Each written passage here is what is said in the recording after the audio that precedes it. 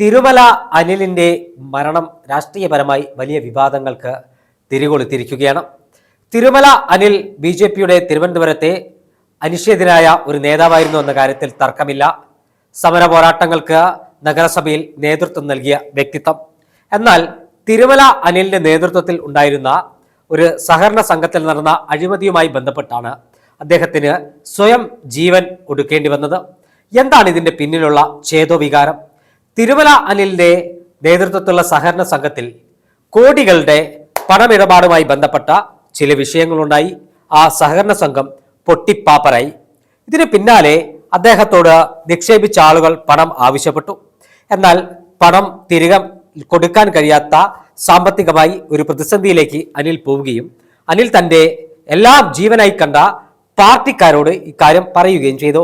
എന്നാൽ രാജീവ് ചന്ദ്രശേഖരൻ അധ്യക്ഷനായ ബി.ജെ.പി സംസ്ഥാന നേതൃത്വം ഈ വിഷയത്തിൽ കൃത്യമായ ഒരു നിലപാട് സ്വീകരിച്ചില്ല. അഴകുഴമ്പൻ നിലപാട് മാത്രമാണ് തിരുമല അനിലിന്റെ കാര്യത്തിൽ ബി.ജെ.പി സംസ്ഥാന നേതൃത്വം സ്വീകരിച്ചത്.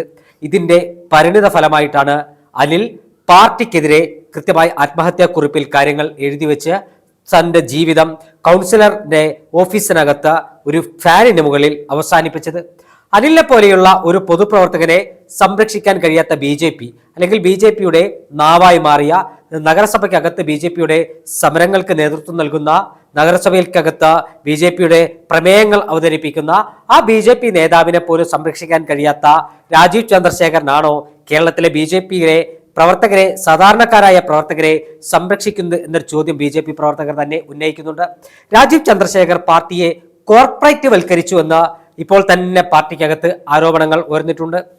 തിരുവനന്തപുരം നഗരസഭയിൽ അടുത്ത തവണ പ്രതിപക്ഷത്തിരിക്കാനുള്ള സീറ്റുകൾ പോലും കിട്ടില്ല എന്നാണ് പാർട്ടിക്കകത്തെ അടക്കം പറച്ചിൽ. കെ സുരേന്ദ്രനേക്കാൾ അബദ്ധമാണ് രാജീവ് ചന്ദ്രശേഖരന്റെ നേതൃത്വത്തിലുള്ള പ്രവർത്തനമെന്നാണ് ബി.ജെ.പിയുടെ മുതിർന്ന നേതാക്കൾ അടക്കം പറയുന്നത്. ഒരു ഇവന്റ് കമ്പനി കൊണ്ടുപോകുന്നത് പോലെയാണ് ബി.ജെ.പിയെ കേരളത്തിൽ രാജീവ് ചന്ദ്രശേഖർ കൊണ്ടുപോകുന്നത്. ഒരു തിരുമല അനിലിനാണ് ഇപ്പോൾ ജീവൻ നഷ്ടപ്പെട്ടതെങ്കിൽ വരും ദിവസങ്ങളിൽ കൂടുതൽ അനിലുമാർ ഉണ്ടാകുമെന്നാണ് ബി.ജെ.പിക്കാർ പറയുന്നത്. കാരണം രാജീവ് ചന്ദ്രശേഖരന് തന്റെ പാർട്ടി പ്രവർത്തകരെ സംരക്ഷിക്കാൻ അറിയില്ല. പാർട്ടി പ്രവർത്തകന് ഒരു വിഷയം വന്നാൽ അതെങ്ങനെ പരിഹരിക്കണമെന്ന് രാജീവ് ചന്ദ്രശേഖരന് അറിയില്ല. അയാൾക്കിത് കച്ചവടം മാത്രമാണ്.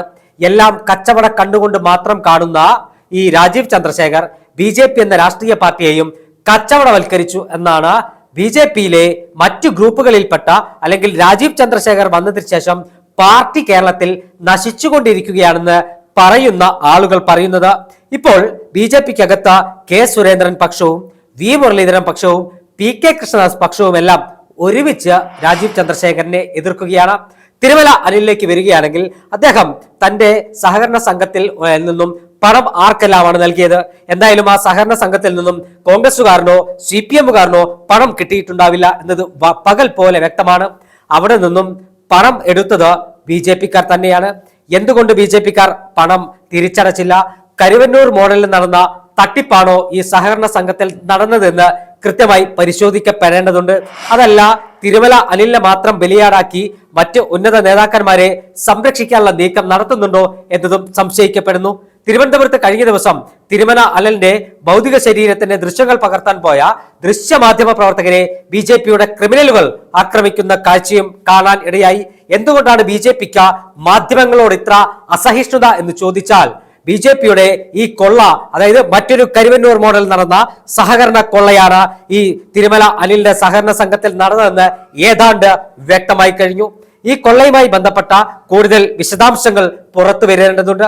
എന്തായാലും രാജീവ് ചന്ദ്രശേഖറും ടീമും കൊലയ്ക്ക് കൊടുത്ത വ്യക്തിയാണ് തിരുമല അനിലെന്ന് പകൽ പോലെ വ്യക്തമായി കഴിഞ്ഞു. ഈ വിഷയത്തിൽ ഇനി കരുവന്നൂർ മോഡൽ കൊള്ള നടന്നിട്ടുണ്ടോ, സഹകരണ സംഘത്തിൽ നടന്ന തട്ടിപ്പുമായി ബന്ധപ്പെട്ട് സാമ്പത്തിക ലാഭം ആർക്കെല്ലാം ലഭിച്ചിട്ടുണ്ടെന്ന് കൃത്യമായി അന്വേഷിക്കാൻ സംസ്ഥാന സർക്കാർ തയ്യാറാകണം. എന്നാൽ മാത്രമേ ഇതിന്റെ നിജസ്ഥിതി ഇനി പുറത്തു വരികയുള്ളൂ.